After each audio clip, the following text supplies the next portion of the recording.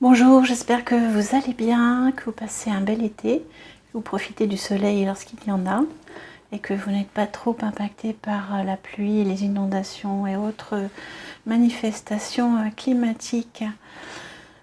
Je reviens vers vous pour vous faire une capsule sur un sujet qui est venu à moi à suite des échanges avec les uns et les autres.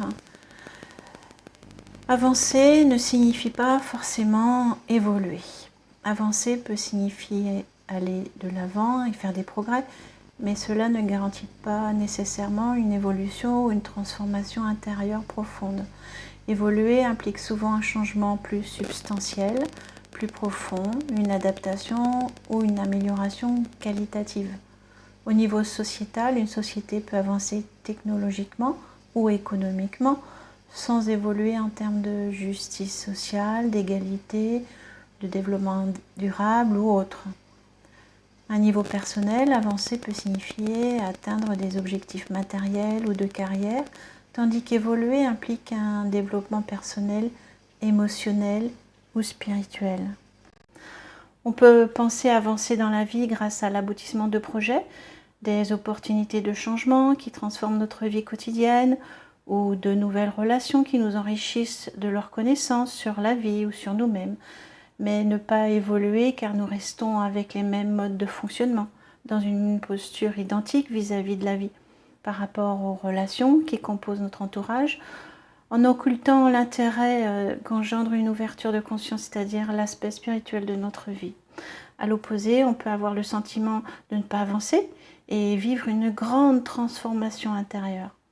L'évolution peut prendre diverses formes et qui ne nécessite pas forcément un déplacement physique. Notre entourage est d'ailleurs souvent perturbé, décontenancé, car il ne voit pas les changements qui s'opèrent en nous.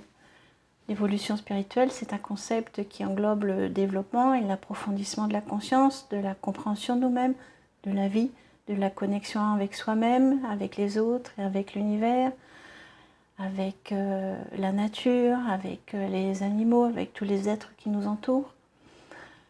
C'est souvent dans ce cas précis que nous évoluons le plus, selon moi, car le besoin d'être seul s'amplifie et le silence devient notre ami.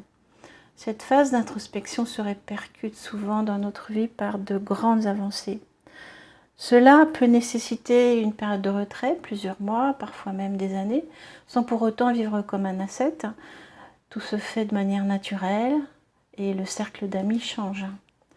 Mais quel bénéfice dans notre vie lorsque nous avons un tel espace en nous, une telle richesse intérieure, c'est la reconnaissance de notre vraie nature, la guérison de nombreux traumatismes et la libération des illusions et des conditionnements.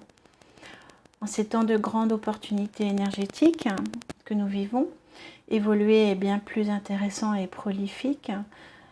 Chacun choisit bien sûr ce qu'il souhaite vivre, c'est le fameux libre arbitre.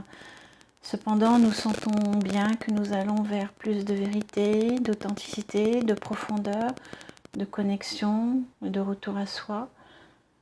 Je vous encourage donc à évoluer plus qu'à avancer. À bientôt.